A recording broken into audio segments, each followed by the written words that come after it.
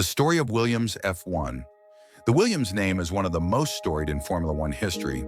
Its journey is a unique case study of engineering brilliance, adapting to change, and the harsh financial realities of modern motorsport.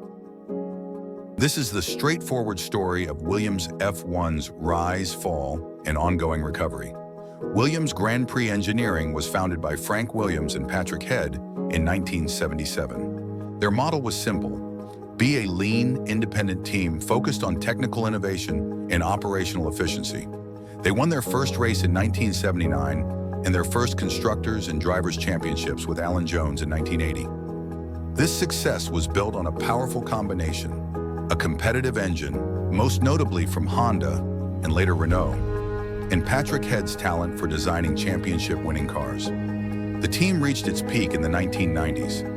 The 1992 FW14B, driven by Nigel Mansell, is considered one of the most technologically advanced F1 cars ever, featuring active suspension and traction control. With drivers like Mansell, Alain Prost, and Damon Hill, Williams won 5 Constructors' Championships between 1992 and 1997. Williams' decline wasn't caused by one event, but by a combination of factors that slowly eroded their competitiveness. The most significant blow was losing their exclusive works engine partnership with Renault after 1997. This meant they had to pay for and use less competitive customer engines from manufacturers like Cosworth and Toyota. Formula One evolved. Large car manufacturers entered with massive budgets, spending hundreds of millions more than an independent team like Williams could afford.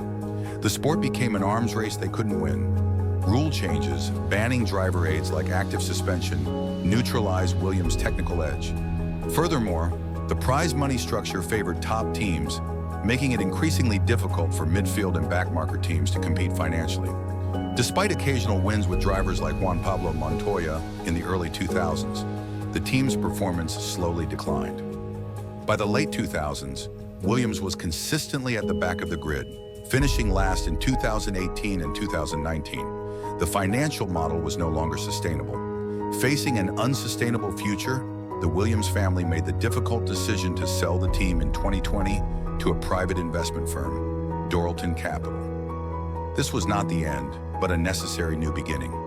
Doralton provided financial stability and began a long-term investment plan.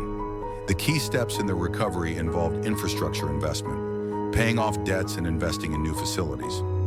In 2023, they hired James Vowles, a senior strategist from Mercedes, as team principal, bringing fresh perspective from a winning organization.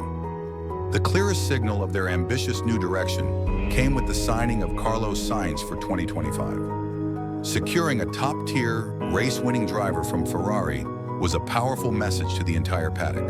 Williams is serious about its future. The results began to show.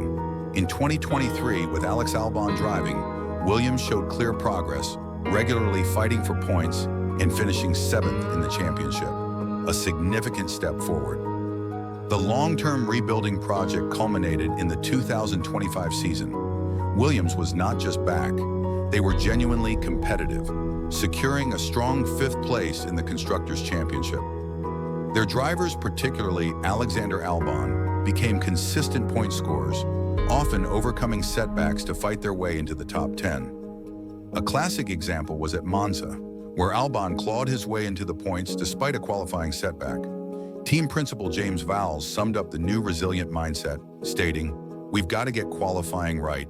In such a tight grid, it makes an enormous difference." The team was now focused on optimizing performance, not just participating. The journey had come full circle. From the pinnacle of the sport through a deep valley of irrelevance, Williams F1 had rebuilt itself into a respected, resilient, and competitive midfield team, ready to fight once more.